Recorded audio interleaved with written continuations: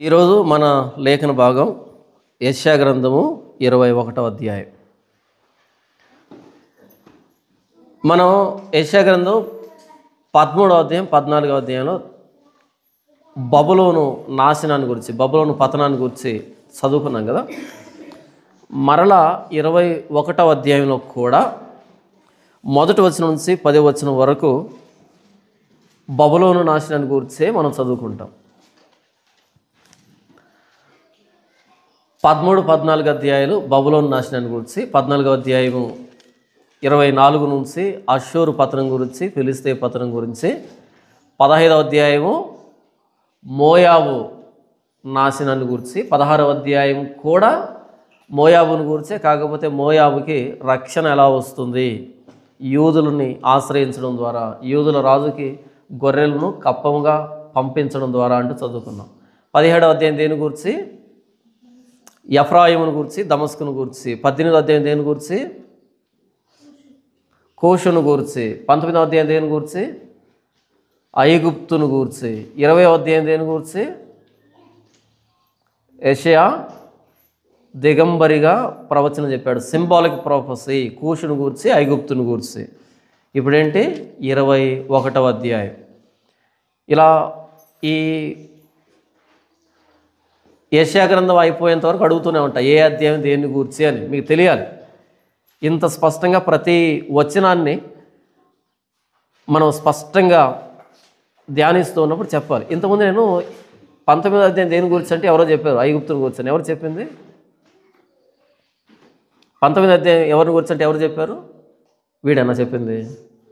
వీడా? నేను పాలు చేసేసేమనుకున్నా.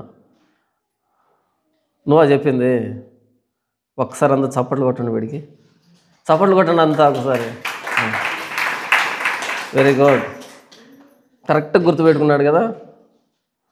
నేను వాడు చెప్పాడేమనుకొని ఫ్లోలో వెళ్ళిపోయాను, కానీ వీడు చెప్పాడంటే నా ఆశ్చర్యం. నెక్స్ట్ టైం మీకు కూడా చప్పట్లు కొట్టిస్తా. మాకు వద్దులే చప్పట్లు, మేము గుర్తుపెట్టుకోలేమంటారా? గుర్తుపెట్టుకోండి, ఈ యెషయా గ్రంథం అయిపోయేటప్పటికీ ఏ అధ్యాయం దేన్ని గురించి అన్నది స్పష్టత ఉండాలి. ఏదో గుడ్డెతో చెలువన్నట్టు అలా వెళ్ళిపోవడం కాదు. 21వ అధ్యాయం దేని గురించి, అక్కడ చదవడం అని చెప్పలే నేను. 13-14 అధ్యాయాలు బబులోను గురించి చెప్పబడింది కదా. అదే విషయాన్ని మరలా 21వ అధ్యాయం మొదటి వచనం నుంచి 10వ వచనం వరకు చెప్తున్నాడు. ఎందుకు చెప్పిన దాన్నే మరలా చెప్తున్నాడు అన్నది ప్రశ్న. మొదటి వచనం, సముద్ర తీరమందున్న అడవి దేశమును గూర్చిన దేవోక్తి. సముద్ర తీరమందున్న అడవి దేశమును గూర్చిన అనంటే పర్షియన్ గల్ఫ్ అని ఒక సముద్రం ఉంటుంది. మహాసముద్రం కాదు, చిన్న సముద్రం. గలిలీ సముద్రం ఎలాగో అలా పర్షియన్ గల్ఫ్ అని ఒకటి ఉంటుంది ఈ బబులోను దేశానికి పక్కనే. లేదా బబులోను దేశం మీదుగా యూఫ్రటీస్ నది వెళ్తూ ఉంటుంది, చాలా పెద్ద నది అది, యూఫ్రటీస్ నది. దానిని సముద్రంతో పోలుస్తూ ఉండవచ్చు. అదేంటన్నా, నదిని సముద్రంతో ఎలా పోలుస్తాడు అంటే, గలిలీ సముద్రం గురించి మీకు తెలిస్తే ఇప్పుడు దీని వర్ణన కూడా మీకు అర్థమవుతుంది. గలిలీ సముద్రాన్ని వాస్తవానికి అది సరస్సు, అంటే పెద్ద చెరువు లాంటిది అనుకోండి మన భాషలో, సరస్సు. కానీ దాన్ని గలిలీ సముద్రం. ఏ చెట్టు లేని చోట, తెలీదా? ఏ చెట్టు లేని చోట ఆముదం చెట్టే మహావృక్షం అంట. ఏ చెట్టు లేకపోతే ఆముదం చెట్టే మహావృక్షం. అలాగే ఆ పెద్ద సరస్సునే గలిలీ సముద్రం అని పిలుస్తారు వాళ్ళు. దీనికంటే పెద్దది పర్షియన్ గల్ఫ్ అనేది. లేదా యూఫ్రటీస్ అనేది చాలా పెద్దది, చాలా పెద్దది. మీరు ఎప్పుడైనా గోదావరి నది చూసారా? చాలా పెద్దది, చాలా విశాలంగా ఉంటుంది. దాదాపు 5 కిలోమీటర్లు 6 కిలోమీటర్లు పొడవు ఉంటుంది అది. ఇది వెడల్పు, క్షమించండి, పొడవు కాదు, వెడల్పు ఉంటుంది, అంత పెద్దది. యూఫ్రటీస్ అనేది దీని బాబు, ఇంకా చాలా పెద్దది అది. కాబట్టి దాన్ని సముద్రంతో పోల్చి ఉండవచ్చు. ఓకే, ఎందుకు చెప్పాను ఇదంతా నేను? సముద్ర తీరమున ఉన్న అడవి దేశమును గూర్చిన దేవోక్తి. ఎవరిని గురించి మాట్లాడుతున్నాడు ఇంతకీ అనంటే, 9వ వచనం, ఇదిగో జతలు జతలుగా రౌతుల దండు వచ్చుచున్నది అని చెప్పాను. బబులోను కూలెను. కూలెను ఎవరిని గురించి అనమాట ఇది? బబులోను. ఒకవేళ ఇక్కడ బబులోను అనేదాన్ని చెప్పలేదు అంటే అప్పుడు సముద్ర తీరం ఎక్కడుంది, అడవి దేశం ఏంటి అని మనం బుర్ర బద్దలు కొట్టుకోవాలి. కానీ 9వ వచనంలో బబులోను అని ఆయన ప్రస్తావించాడు కాబట్టి ఇది బబులోను దేశానికి సంబంధించినటువంటి ప్రవచనం. అయితే ఇప్పుడు సముద్రం ఎక్కడుందంటే ఆ పైన ఉన్నటువంటి పర్షియన్ గల్ఫ్ కానీ లేకపోతే దానికి దక్షిణాన ఉన్నటువంటి యూఫ్రటీస్ నది కానీ వీటన్నిటిలో ఏదో ఒక దాన్ని సముద్రంతో పోలుస్తున్నాడు ప్రవక్త. ఎందుకంటే విస్తారమైన జలాలు అనేదానికి అన్నది మనం అర్థం చేసుకోవాలి. మరలా ప్రశ్న, 13వ అధ్యాయం 14వ అధ్యాయంలో చెప్పేశాడు కదా బబులోను పతనం అయిపోతుంది, నాశనం అయిపోతుందని. మరలా ఎందుకు చెప్తున్నాడు ఇక్కడ? అది ప్రశ్న. ఒకే విషయాన్ని 2 సార్లు చెప్పడం ద్వారా ఖచ్చితం, ఇందులో సందేహం లేదు అనేదానికి. ఇకపోతే దేవుడు చెప్పిన ఏ మాట కూడా ఒక్కసారి చెప్పినా సరే ఖచ్చితమే. ఆయన మాట సున్న కానీ పొల్లు కానీ తప్పిపోదు, అందులో సందిగ్ధం లేదు, ఇంకొకసారి ఆలోచించేది లేదు. ఆయన నోట నుండి ఒక మాట వచ్చింది అంటే అది నెరవేరుతుంది, 2 సార్లు చెప్పాల్సిన అక్కర్లే. అయితే 13వ అధ్యాయం 14వ అధ్యాయం అన్నది పొలిటికల్ డిఫీట్ అంటారు దాన్ని. పొలిటికల్ డిఫీట్ అంటారు. పొలిటికల్ డిఫీట్ అంటే రాజకీయ పరంగా ఎలా కూలిపోయింది అన్నదానికి. దీన్ని రిలీజియస్ డిఫీట్ అంటారు. అంటే ఆధ్యాత్మికంగా ఎలా నాశనమైంది, ఎందుకు నాశనమైంది అనేదానికి కారణం ఇది. రాజకీయ పరంగా నాశనం 13వ అధ్యాయం 14వ అధ్యాయం. ఇది ఆధ్యాత్మిక పరంగా ఎలా నాశనమైంది అనేదానికి ఈ 21వ అధ్యాయం 1వ వచనం నుంచి 10వ వచనం వరకు. తర్వాత ఇంకా 2 రాజ్యాలను గురించి వ్రాయబడింది. ఎదోము నాశనాన్ని గురించి, తర్వాత అరేబియా నాశనాన్ని గురించి. మొత్తంగా ఈ యెషయా గ్రంథం 21వ అధ్యాయంలో 3 రాజ్యాల నాశనాన్ని గురించి వ్రాయబడింది. 1వ వచనం నుంచి 10వ వచనం వరకు ఎవరిని గురించి? బబులోను నాశనాన్ని గురించి. 11వ అధ్యాయం చూడండి, దోమాను గూర్చిన దేవోక్తి. దోమా అంటే ఎదోము అని. దోమా అంటే ఏంటి? ఎదోము. ఎదోముని ప్రవక్త కవిత్వపరంగా దోమా అని మాట్లాడుతున్నాడు. దోమా అంటే నిశ్శబ్దం, సైలెన్స్ అని. ఎందుకో తర్వాత మనం చూస్తాం. తర్వాత 13వ వచనం, అరేబియాను గూర్చిన దేవోక్తి. మొత్తంగా ఎన్ని దేవోక్తులు ఉన్నాయి? దేవోక్తి అంటే దేవుని వాక్యము అని, దేవుని మాట అని. బబులోను నాశనాన్ని గూర్చి, తర్వాత 11వ వచనంలో ఎదోము నాశనాన్ని గూర్చి, 13వ వచనంలో అరేబియాను గూర్చిన దేవోక్తి. ఈ 3 విషయాలు మనం ధ్యానిస్తాం ఒక్కొక్క వచనాన్ని. అంతే ఈ మొదటి భాగం. మొదటి వచనం, సముద్ర తీరమును ఉన్న అడవి దేశమును గూర్చిన దేవోక్తి అంటే బబులోను అని. దక్షిణ దిక్కున సుడిగాలి విసరునట్లు అరణ్యము నుండి భీకర దేశము నుండి అది వచ్చుచున్నది. దక్షిణ దిక్కున సుడిగాలి విసరునట్లు. ఎవరి దక్షిణ దిక్కున? యెరూషలేముకి దక్షిణ దిక్కున నెగెవ్ అనేటువంటి ప్రాంతం ఉంటుంది. అది ఐగుప్తుకు సంబంధించినటువంటి ప్రాంతం. అది ఎడారి ప్రాంతం. దక్షిణ దిక్కున సుడిగాలి విసరునట్లు అంటే బలమైనటువంటి సుడిగాళ్ళు వస్తూ ఉంటాయి ఆ ఎడారి ప్రాంతంలో. ఎడారి ప్రాంతంలో అన్నీ ఎక్స్ట్రీమ్గా ఉంటాయి. గాలి వచ్చినా అలాగే ఉంటుంది, ఎండ వచ్చినా అలాగే ఉంటుంది, వర్షం వచ్చినా అలాగే ఉంటుంది, మంచు వచ్చినా అలాగే ఉంటుంది. అన్ని ఎక్స్ట్రీమ్ కండిషన్స్ ఉంటాయి ఎడారి ప్రాంతంలో. దక్షిణ దిక్కున సుడిగాలి విసురునట్లు అరణ్యము నుండి భీకర దేశము నుండి అది వచ్చుతున్నది. ఇది యుద్ధ వాతావరణానికి సంబంధించింది. బైబిల్లో సుడిగాలి, ప్రచండ వాయువు లేదా తూర్పు గాలి అని ఈ గాలికి సంబంధించి బలమైనటువంటి గాలి అని మాట్లాడుతూ ఉన్నప్పుడు అది యుద్ధానికి సంబంధించిన వాతావరణం అని, లేదా మేఘాలు కమ్ముకుంటున్నాయన్న యుద్ధానికి సంబంధించిన వాతావరణం అని, లేదా చీకటి కమ్ముతుంది అని అన్న యుద్ధానికి సంబంధించిన వాతావరణం అని. సూర్యుడు నల్లబడుతున్నాడు, చంద్రుడు ఎర్రబడుతున్నాడు అన్న యుద్ధానికి సంబంధించింది. అదే విషయం. నిర్జనమైంది దేశం అంటే యుద్ధానికి సంబంధించింది. పక్షులు పశువులు లేవు ఆ దేశం అంటే యుద్ధానికి సంబంధించినటువంటి వర్ణనలు. ఇవన్నీ ప్రవక్తల గ్రంథాలను చదువుతున్నప్పుడు మనకు తరచు కనిపించేటువంటి వర్ణనలు. దక్షిణ దిక్కున సుడిగాలి విసురున్నట్లు అరణ్యము నుండి భీకర దేశము నుండి అది వచ్చుతున్నది. భీకర దేశం అంటే ఇక్కడ ఐగుప్తు నుంచి వచ్చేటువంటి ఆ సుడిగాలితో పోలుస్తున్నాడు యుద్ధ వాతావరణాన్ని. అంత భీకరమైనటువంటి యుద్ధం సంభవించబోతుంది. ఎవరికి ఎవరికి అందుకే ఇన్నిసార్లు పలికించింది ఎందుకంటే ఎవరికి? బబులోనికి. ఎలాగైతే యెరూషలేం మీదకి ఐగుప్తు మీదుగా ఆ నెగెవ్ మీదుగా ఎడారి ప్రాంతం మీదుగా భీకరమైన సుడిగాలి వస్తూ ఉంటుందో అలాంటి సుడిగాలి ఎవరికి తగలబోతుంది? బబులోనుకు తగలబోతుంది. ఎవరి రూపంలో? బబులోన్ని ఓడించింది ఎవరు? నెబుకద్నెజరు కలలో బ్రహ్మాండమైన ప్రతిమ కనిపించింది. ఆ ప్రతిమ తల ఏ లోహంతో చేయబడింది? ఏంటి తెలీదా? బంగారంతో. దాని ఎదభాగం ఏదో ఒకటి చెప్పండి, తప్పైతే తప్పైంది కానీ. వెండితో. తర్వాత దాని ఉదరము, దాని తొడలు ఇక మిగిలిందంటే ఇత్తడే కదా, ఇత్తడితో. తర్వాత పాదములు ఇనుముతో.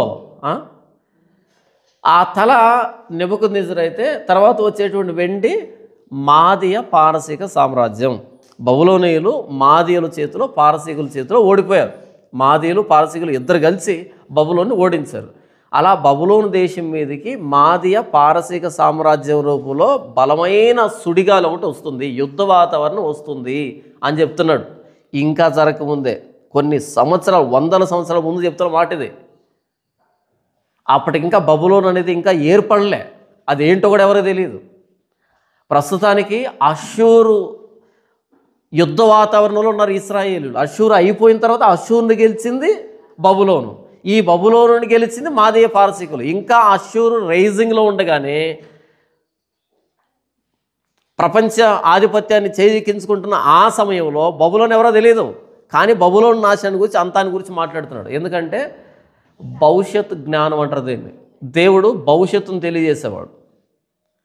దేవునికి ఉండాల్సిన లక్షణం ఏంటంటే భవిష్యత్తును చెప్పాలి, ముందుగా చెప్పాలి. అది దేవుని లక్షణం. మనకు తెలియదు. రేపు ఏమి సంభవించునో మీకు తెలియదు. ఏ నాటికి ఈడు ఆనాటికి చాలును. అవునా? రేపేం జరుగుతుందో మనకు తెలుసా? తెలియదు. కాబట్టి ఎంత ప్రశాంతంగా నెమ్మలు కూర్చో ఉన్నాం. తెలిస్తే ఎంత ప్రశాంతంగా కూర్చుంటామో? అస్సలు కూర్చోం. సముద్ర తీరమునున్న అడవి దేశమును గూర్చిన దేవోక్తి. దక్షిణ దిక్కున సుడిగాలి విస్తున్నట్లు అరణ్యము నుండి భీకర దేశం నుండి అది వచ్చుతున్నది. కఠినమైన వాటిని చూపుతున్న దర్శనము నాకు అనుగ్రహింపబడి ఉన్నది. మోసం చేయవారు మోసం చేయుదురు, దోచుకుని వారు దోచుకుందురు. ఎవరు వీళ్ళు? ఎవరు వీళ్ళు అంటే బబులోనీయులు. మోసం చేయవారు మోసం చేయుదురు, దోచుకుని వారు దోచుకుందురు. దానికంటే పైన ఏమంటున్నాడు? కఠినమైన వాటిని చూపుతున్న దర్శనము నాకు అనుగ్రహింపబడి ఉన్నది. ఆ యుద్ధం ఎంత కఠినంగా ఉండబోతుంది అన్నది యెషయా చూస్తున్నాడు. యెషయాకి తెలిసిపోతూ ఉంది. తర్వాత ఏలాము బయలుదేరుము, మాద్య ముట్టడి వేయము. ఏలాము అనేది ఈ మాదీయ పారసీకులు ఉన్నారు కదా, అందులో ఒక రాజ్యం ఏలాము అన్నది. ఏలాము బయలుదేరుము అంటే యుద్ధ పంక్తిని తీర్చి బయలుదేరు అని. మాద్య ముట్టడివే. మాద్య అంటే మాదియా అని, దాని తెలుగులో మాద్య అన్నారు. మాద్య ముట్టడి వేయము, వారి నిట్టూర్పంతయు మాన్పించుచున్నాను.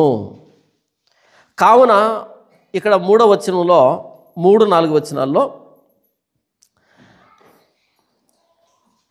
ఈ దర్శనాన్ని ముందుగా చూస్తున్న యెషయా వారి నాశనాన్ని చూసి ఎలా బాధపడుతున్నాడు అని. మనం ఇదే వర్ణన ఎక్కడ చూస్తామంటే 15వ అధ్యాయంలో 15వ అధ్యాయం 5వ వచనంలో, మోయాబు నిమిత్తము నా హృదయము అరచుచున్నది, దాని ప్రధానులు 3 ఏండ్ల తరిపి దూడవలే సోయరు వరకు పారిపోదురు.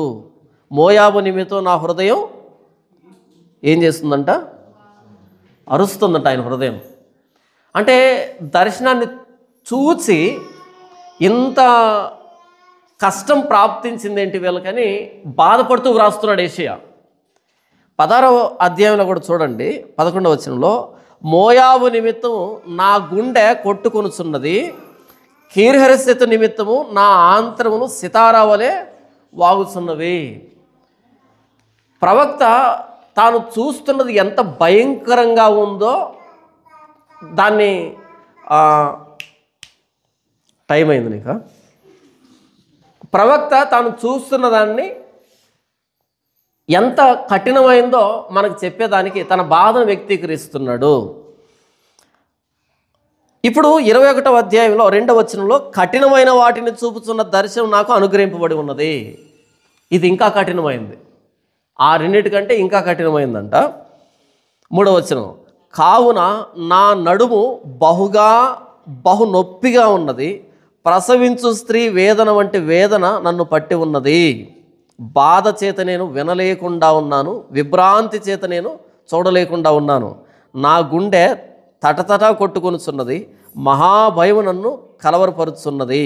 నాకిష్టమైన సంధ్య వేళ నాకు భీకరమాయను. యెషయా ఎంత బలహీనుడయ్యాడు అంటే, ప్రసవించే స్త్రీ ఎంత బలహీనం అవుతుందో అంత బలహీనం అయిపోయాడు. ఎందుకంటే తాను చూస్తున్నటువంటి సంఘటన అలాంటిది.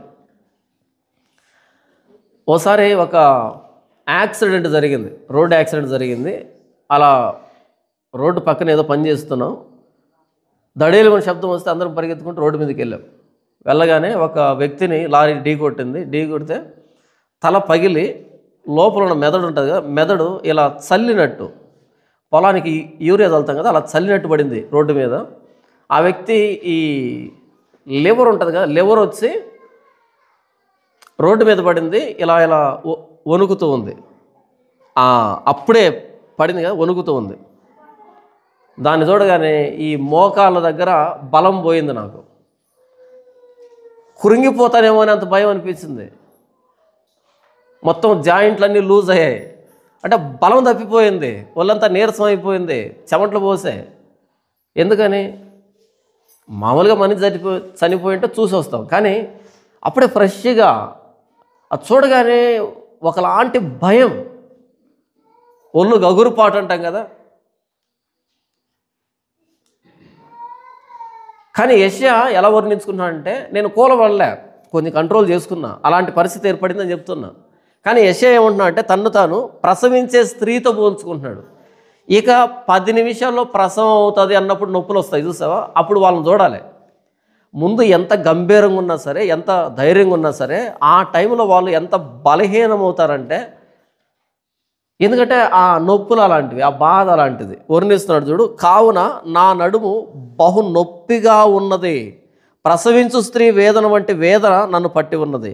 బాధ చేత నేను వినలేకుండా ఉన్నాను, విభ్రాంతి చేత నేను చూడలేకుండా ఉన్నాను.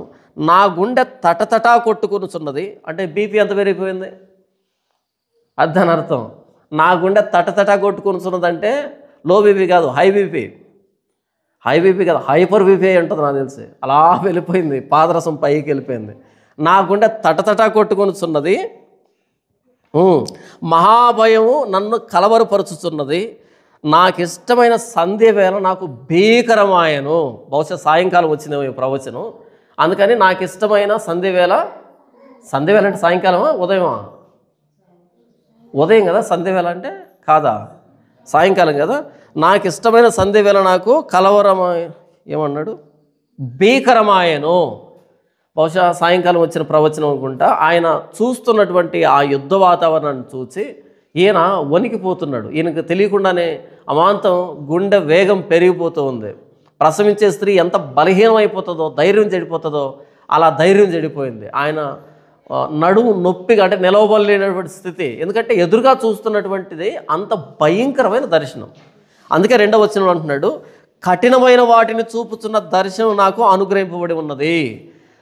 ప్రవక్తలు కొన్ని వందల సంవత్సరాల తరువాత ఏం జరగబోతుందో ఇప్పుడే చూశారు వాళ్ళు. ప్రవక్తకి దేవుడు ప్రాక్టికల్ ఎక్స్పీరియన్స్ ఇస్తాడు. ఎందుకు అంటే ఆయన ఎక్స్పీరియన్స్ అయితే కానీ ఆ తీవ్రతని చెప్పలేడు సమాజానికి. దేవుడు యెషయాకి ఆ దర్శనాన్ని చూపించకుండా నోటి మాటలతో చెప్పి ఉంటే కనుక యెషయాకి అర్థం కాదు. ఆ తీవ్రత అర్థం కావాలంటే కొన్ని అనుభవించాలి. ప్రవక్తలు అనుభవించారు. మనం 20వ అధ్యాయంలో చూస్తాం. యెషయా దిగంబరిగా 3 సంవత్సరాలు నడిచాడు. ఎందుకని? ఎక్స్పీరియన్స్ అది. ఆ పెయిన్ అర్థం కావాలి, ఆ షేమ్ అర్థం కావాలి, ఆ హ్యూమిలియేషన్ అర్థం కావాలి. ఇంత జనాంగం కోసం ఎంత సాక్రిఫైస్ కావాలనో, ఆయన ఎంత తను కోల్పోవాలనో, ఇవన్నీ యెషయా అనుభవిస్తేనే యెషయా దేవుని ప్రవచనాన్ని ఉన్నట్టుగా చెప్పగలడు. ఈ experience, personal experience, practical experience అనేది అవసరం ప్రవక్తలకి. ఆ చివరికి వెళ్ళు లే. కాబట్టి ఆయన ఆ దర్శనాన్ని చూస్తూ, కావున నా నడుము బహుగా నొప్పిగా ఉన్నది, ప్రసవించు స్త్రీ వేదన వంటి వేదనను పట్టి ఉన్నది, బాధ చేత నేను వినలేకుండా ఉన్నాను, విభ్రాంతి చేత నేను చూడలేకుండా ఉన్నాను, నా గుండె తటతట కొట్టుకొనుచున్నది, మహాభయం నన్ను కలవరపరుచున్నది, నాకు ఇష్టమైన సంధి వేళ నాకు భీకరమాయను. ఇంతవరకు దర్శనాన్ని చూస్తున్న యెషయా బాధ, ఆవేదన లేదా సింపతి నాకంటే కూడా ఎంపతి అంట కదా, అంటే వాళ్ళ స్థానంలో ఆయన్ను పెట్టుకోవడం. ఇక 5వ వచనం నుంచి ఏం జరుగుతుంది అని అంటే, దానియేలు గ్రంథం 5వ అధ్యాయంలో బెల్షస్సరు అనే రాజు ఒక పని చేస్తాడు. ఏం పని చేస్తాడు? దానియేలు గ్రంథం 5వ అధ్యాయంలో ఏం జరుగుతుంది? అక్కడ పెద్ద విందు ఒకటి జరుగుతుంది. ఆ విందు ఎలా ఉంటుందో చూద్దామా? 5వ అధ్యాయం 1వ వచనం, రాజుకు బెల్షస్సరు తన అధిపతులలో 1000 మందికి గొప్ప విందు చేయించి ఆ 1000 మందితో కలుసుకొని ద్రాక్షారసం త్రాగుచుండెను. ఎంతమందితో విందు చేస్తున్నా అంటే, పార్టీలు ఎంతమంది ఉన్నారు? 1000 మంది. మనలాంటి వాళ్ళ ఏముంది అక్కడ? 1000 మంది అధిపతులు. మనలాంటి వాళ్ళు కాదు, 1000 మంది అధిపతులు. అధిపతులు అంటే వాళ్ళకి సెక్యూరిటీ గార్డులు ఉంటారా? వాళ్ళకి అసిస్టెంట్లు ఉంటారా? వాళ్ళకు రాణులు ఉంటారా? వాళ్ళ పరివారం ఉంటుందా? అధిపతి అంటే దానికి సంబంధించినటువంటి ఆ బృందం ఉంటుంది. మొత్తం ఎంతమంది ఉంటారు? 1000 మంది అధిపతులు, విఐపీలు అంతా, పెద్ద పెద్ద అధిపతులు వాళ్ళు. వాళ్ళ చుట్టూ ఉండేటువంటి వాళ్ళు ఉంటారు కదా, మొత్తం కలుపుకుంటే ఎంతమంది అవుతారు? ఒక్కొక్కడికి 5 మంది వేసుకున్నా చాలా పెద్ద పార్టీ అనమాట. ఎందుకు ఈ పార్టీ జరుగుతుంది ఇక్కడ? యుద్ధానికి సిద్ధమవుతున్నారు.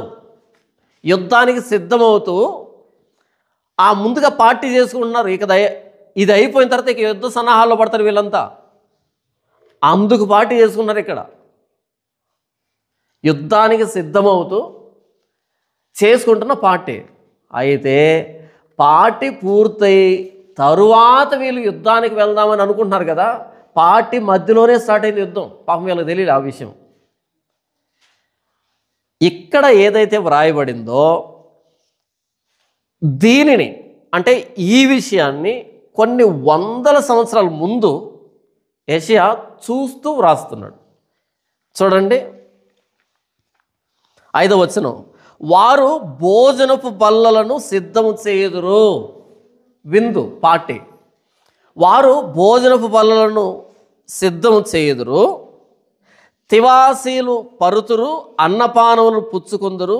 అధిపతులారా, అక్కడ అధిపతులుగా కదా చేస్తున్నది విందు. అధిపతులారా లేచి కేడెములకు చముర్రాయుడి. ప్రభువు నాతో ఇట్లా నేను, నీవు వెళ్ళి కావలి వాడిని నియమింపు, అతడు తనకు కనబడు దాన్ని తెలియజేయవలెను. ఇక్కడ ఏమని మాట్లాడుతున్నాడంటే వారు భోజనపు బల్లలను సిద్ధం చేయుదురు, తివాసీలు పరుతురు, అన్నపానులు పుచ్చుకొందురు. పెద్ద పార్టీ జరుగుతుంది, కానీ బయట యుద్ధ వాతావరణం ముంచుకొస్తుంది. అర్థం కావట్లేదు వీళ్ళకి. అధిపతులారా లేచి కేడెములకు చముర్రాయుడి. ప్రభువు నాతో ఇట్లా నేను, మీరు వాస్తవానికి భోజనంగా చేయాల్సింది, విందుగా చేయాల్సింది. లేచి మీ కేడాలను తీసుకొని కేడాలకి చమురు రాయండి. ఎందుకు కేడాల చమురు? అలా కత్తి పడగానే జారిపోవాలనా? అధిపతులారా లేచి కేడెములకు చమురు రాయుడి. ప్రభువు నాతో ఇట్లా నేను, నీవు వెళ్ళి కావలి వాని నియమింపుము, అతడు తనకు కనబడు దాన్ని తెలియజేయవలెను. జత జతలుగా వచ్చు రౌతులను, వరుసగా వచ్చు గాడిదలను, వరుసలుగా వచ్చు ఒంటెలను అతని కనబడగా అతడు బహు జాగ్రత్తగా చెవి ఎగ్గి నిదానించి చూచును. ఒక కావలివాడిని నియమించు. కావలివాడు దేనికి? 33వ అధ్యాయం యెహెజ్కేలు గ్రంథంలో ఏం చూస్తామంటే, యెహెజ్కేలును దేవుడు ఇశ్రాయేలులకి కావలివానిగా నియమిస్తాడు. కావలివాడు ఏం పని చేయాలి? ఆ ప్రాకారం మీద బురుజు ఉంటుంది, ఆ బురుజు మీద నిలబడుకొని ఉండాలి. తెలుసా? ప్రాకారం మీద బురుజు ఉంటుంది, ఆ బురుజు మీద కావలివాడు నిలబడుకో అంటాడు. డే అండ్ నైట్ వాడి పని ఏంటంటే, అల్లంత దూరంలో, చాలా దూరంలో శత్రు సైన్యం వచ్చేది కనిపెట్టి, వాళ్ళు అంత దూరంలో ఉండగానే లోపల ఉన్న వాళ్ళకి బోర ఊది శత్రువు వస్తున్నాడని హెచ్చరిక జారీ చేయాలి. అప్పుడు లోపల ఉన్నటువంటి సైన్యం సిద్ధపడుతుంది, వాళ్ళను గెలుస్తుంది, తమ్మును తాము రక్షించుకుంటారు. ఇది జరిగేటువంటి ఆ సైనిక రక్షణ వ్యవస్థలో. ఇక్కడ ఏమన్నాడు దేవుడు, నీవు వెళ్ళి కావలివాడిని నియమించు. విందు చేసుకోవడం కాదు, కావలివాడిని నియమించు. కావలివాడు చూడాలి. అలా కావలివాడు కన్నెత్తి చూస్తే వాడికి ఏం కనపడుతుందంట? అతడు తనకు కనబడు దాన్ని తెలియజేయవలెను. జత జతలుగా వచ్చు రౌతులను, వరుసలుగా వచ్చు గాడిదలను, వరుసలుగా వచ్చు ఒంటెలను అతనికి కనబడగా. ఫ్రంట్ లైన్లు ఏమొస్తున్నాయంట? జత జతలుగా వచ్చు రౌతులు. రౌతులు అంటే తెలుసా మీకు? ఎవరు రౌతులు అంటే? గుర్రాల మీద యుద్ధం చేసే వాళ్ళని రౌతులు అంటారు. అంటే ఫ్రంట్ లైన్లు ఏమొస్తున్నాయంట? గుర్రాల మీద రౌతులు వస్తున్నారు, జత జతలుగా రౌతులు వస్తున్నారు ఫ్రంట్ లైన్లో. తర్వాత వరుసలుగా వచ్చు గాడిదలు. ఆ నెక్స్ట్ లైన్లో ఏమొస్తున్నాయి? గాడిదలు వస్తున్నాయి. ఎందుకు వస్తున్నాయి గాడిదలు? యుద్ధ ఆయుధాలను మోసుకొని వస్తున్నాయి. తర్వాత వరుసలుగా వచ్చు ఒంటెలు, యుద్ధపు ఒంటెలు కనబడుతున్నాయి. సైనిక వ్యూహం కనబడుతుంది ఆ కావలివానికి. కానీ వీళ్ళు లోపల ఏం చేస్తున్నారు? పార్టీ చేసుకున్నారు, విందు చేసుకుంటున్నారు. కానీ కావలివాడికి ఏం కనబడుతుంది? సైన్యం వస్తుంది అటువైపు నుంచి, వరుసలుగా వస్తున్నాయి. వీళ్ళు మాత్రం ఈ విందులో మునిగిపోయారు, ఫుల్గా తాగారు. 2వ వచనం చూడండి, 5వ అధ్యాయం 2వ వచనం. ఏ 5వ అధ్యాయం? దానియేలు గ్రంథం 5వ అధ్యాయం 2వ వచనం. బెల్షస్సరు ద్రాక్షారసము త్రాగుచుండగా తానును తన అధిపతులను తన రాణులను తన ఉపపత్నులను వాటిలో ద్రాక్షారసం పోసి త్రాగునట్లు తన తండ్రి నెబుకద్నెజరు యెరూషలేములోని ఆలయములో నుండి తెచ్చిన వెండి బంగారు పాత్రలు తెమ్మని ఆజ్ఞ ఇచ్చెను. ద్రాక్షారసం తాగుతున్నట్టు లోపల సారాయి తాగుతున్నారు ఫుల్గా. పార్టీ అంటే ఏంటి ఇంతకీ? పార్టీ అంటేనే సారాయి అంటేనే పార్టీ. సారాయి లేకుండా పార్టీ అని బాగుంటుందా? చుక్క ముక్క కక్క అంటుంటారు కదా, అవి ఉండాలి. ఈ ద్రాక్షరసం తాగాడు, ఆ మత్తులో ఎందులో తాగాలనిపించిందంట? నెక్స్ట్ రౌండ్ యెరూషలేములోంచి తీసుకొచ్చిన దేవాలయ ఉపకరణాల్లో తాగుదామనిపించిందంట. తాగితే తాగాడు, కానీ పోయి దేవుని ఆలయం నుంచి తీసుకొచ్చిన వాటిలో తాగాలనిపించింది. అది పోయే కాలం. మామూలుగా తాగుంటే ఇంకొంచెం కాలం ఉండు. ఎప్పుడైతే దేవాలయంలో ఉపకరణాల్లో పోసి తాగుదామని అనిపించిందో అది డెడ్ లైన్ అయింది. క్లైమాక్స్ ఎప్పుడైతే దాంట్లో పోద్దాం అనుకున్నాడో అప్పుడు ఒక అరచేయి వచ్చింది. చూడండి 4వ వచనం, వారు బంగారు, వెండి, ఇత్తడి, ఇనుము, కర్ర, రాయి అనువాటితో చేసిన దేవతలను స్తుతించుచు ద్రాక్షరసం త్రాగుచుండగా, దేవుని ఉపకరణాల్లో ద్రాక్షరసం పోసుకుని తాగుతూ పాటలు ఎత్తుకున్నారంట. ఏ పాటలు అంటే అవి దేవుని ఆలయంలో దొరికినటువంటి వాటిలో సారాయి పోసుకొని తాగుతున్నారు. పోసుకున్నావు కానీ ఎవరిని స్తుతిస్తున్నారంట? వారు బంగారు, వెండి, ఇత్తడి, ఇనుము, కర్ర, రాయి అనువాటితో చేసిన దేవుళ్ళు. అలా కూడా ఉంటారా? బంగారు, వెండి, ఇత్తడి, ఇనుము, కర్ర, రాయి అనువాటితో చేయబడిన దేవతల్ని స్తుతిస్తున్నాడంట. పాటలు వాళ్ళకి వాడుతున్నాడు. తాగుతున్నది అసలైన దేవుడి ఉపకరణాల్లో. దీన్నే పోయే కాలం అంటారు. 5వ వచనం, ఆ గడియలోనే మానవ హస్తపు వ్రేళ్ళు కనబడి దీపము దగ్గర రాజు యొక్క నగర గోడపూత మీద ఏదో ఒక వ్రాత వ్రాయుచున్నట్టుండెను. రాజు ఆ హస్తము వ్రాయుట చూడగా అతని ముఖము వికారమాయను. అతడు మనసునందు కలవరపడగా అతని నడుము కీళ్ళు వదలి అతని మోకాళ్ళు గడగడా వణుకుచు కొట్టుకొనుచుండెను. అలా తాగుతూ ఉంటే ఆ మైకంలో ఏదో కనపడింది ఆయనకి. ఆ గోడకి దీపం ఉంటుంది కదా, వెలుగుతుంటుంది కదా. అప్పట్లో ఈ ఎల్ఈడి లైట్ లేవు కదా. ఎక్కడ కనపడిందంట? దీపము దగ్గర. ఆ గోడకు దీపం వచ్చి ఉంటుంది. ఆ దీపము దగ్గర రాజు యొక్క నగరు గోడ పూత మీద, ఆ గోడ పూత మీద ఏదో వ్రాత వ్రాయిచున్నట్టుండెను. ఒక చెయ్యి వచ్చింది, ఒక హస్తం వచ్చింది. అదేదో రాస్తుంది ఆ లైటింగ్లో. ఎందుకంటే చీకట్లో కనపడదు కదా, అసలే మత్తు, కళ్ళు బయలు గమ్మి ఉంటాయి. కళ్ళుకి ఒక మత్తు పొర గమ్ముకో ఉంటుంది, కనపడి సావదు. కాబట్టి ఫుల్ లైటింగ్లో రాస్తుంది ఆ చెయ్యి. మసక కాదు, చాలా క్లియర్గా వ్రాస్తూ ఉంది. ఎప్పుడైతే దాన్ని చూశాడో రాజు ఆ హస్తము వ్రాయుట చూడగా, మనిషి వచ్చి రాస్తే ఒక విధం, ఉత్తిని అరచేయి వచ్చింది అంతే. అరచేయి వచ్చి రాస్తూ ఉంది. అలా ఎంత తాగినా దిగుతుందా లేదా? ఎంత తాగినా దిగుతుంది. ఎందుకంటే అది సాధారణమైన విషయం కాదు, అది ఏదో జరగబోతుంది. ఎప్పుడైతే చూశాడో అతని ముఖము వికారమాయను, అంటే దిగింది, ఎర్రగా అయిపోయింది. టెన్షన్ పడ్డాడు, కలవరపడ్డాడు, ముఖం వికారమైంది. అతడు మనస్సునందు కలవరపడగా, టెన్షన్ అయిపోయింది, ఏం చేయాలో అర్థం కావట్లే. అతని నడుము కీళ్ళు వదలి అతని మోకాళ్ళు గడగడా వణుకుచు కొట్టుకుండొచ్చు. నేను అతని నడుము దగ్గర బలం తప్పింది, కాళ్ళు గడగడా వణుకుచు కొట్టుకుంటున్నాడు. కాళ్ళు కొట్టుకుంటున్నా ఒకటి అంతగా వణికిపోతున్నాడు. అది మామూలు విషయం కాదు కదా. ఇంకంతే, ఎవరు ఆ వ్రాతను చదివి భావం చెప్తారు, తొందరగా తీసుకొని రండి. ఎందుకంటే ఆ రాత అర్థం కావట్లే. ఏ రాత అది? మెనే టెకేల్ ఓఫార్సిన్ అని రాశాడు కదా అక్కడ. ఇంతకు ఏ రాత అది? అరమాయిక్ భాష అది. ఏ భాష అది? అరమాయిక్ భాష. అరమాయిక్ భాష మాట్లాడేది ఎవరు? మాదీయులు. అరమాయిక్ భాష మాట్లాడేది ఎవరు? మాదీయులు. ఇప్పుడు వీళ్ళ మీదకి వస్తున్న సైన్యం ఎవరు?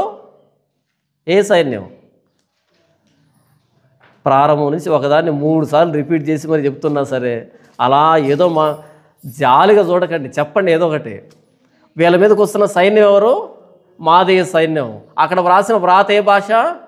మాదీయ భాష, అరమాయిక్ భాషలో వ్రాయబడింది. ఈయనెవరింతకి? బబులోనీయుడు. ఈయనకి ఆ భాష వచ్చా? రాదు. ఇప్పుడు మొదలుపెట్టాడు, ఈ భాష ఏంటి, దీని భావం ఏంటి, తీసుకురండి జ్ఞానుల్ని. అప్పుడు ఈ డిపార్ట్మెంట్ ఉంటుంది కదా, ఈ జ్ఞానుల డిపార్ట్మెంట్ అందరికి కబురు పెట్టారు. మొత్తం అంతా వచ్చారు, అందరూ చూశారు. అయ్యా మాకు ఈ భాష తెలియదు, మాకు ఈ భాష తెలీదు ఆ భాష. అప్పుడు వచ్చాడు దానియేలు. ఈ భాష ఏంటంటే, దీని భావం ఏంటంటే, దేవుడు నిన్ను కొలత తూచాడు, తక్కువగా కనబడ్డావు, నీ దినాలన్నీ లెక్కించాడు, ముగించేశాడు, ఈరోజు రాత్రికి చస్తావు. అంతే, వెరీ సింపుల్. మెనే మెనే టెకేల్ ఉఫార్సిన్. మెనే దేవుని దినాల్ని లెక్క చూచాడు. టెకేల్ తక్కిళ్ళలో పెట్టాడు, తక్కువ కనబడ్డావు. ఉఫార్సిన్ నీ రాజ్యాన్ని పారసీలకు ఇస్తున్నాడు. ఫినిష్. అది జరిగింది. పాపం ఈ భావాన్ని తెలుసుకునే లోపు వాళ్ళు లోపలికి వచ్చేసారు. ఈ కన్ఫ్యూజన్లో పడిపోయాడు కదా, ఏంటి దీని భావం, ఏంటి దీని భావం. వాళ్ళు పిలిపించి వీళ్ళు పిలిపించి అందరూ వచ్చి ఇలా చూసి మాకు తెలియదు అని ఇదంతా అయిపోయేటప్పటికీ వాళ్ళు వచ్చేసారు లోపలికి. ఈయన కనుక తాగకుండా మెలకులో ఉండుంటే నిర్ణయాలు వేరేగా ఉంటాయి. బహుశా ఈ గ్యాప్లో వచ్చుంటాడు, ఈ కాపలాదారుడు వచ్చుంటాడు.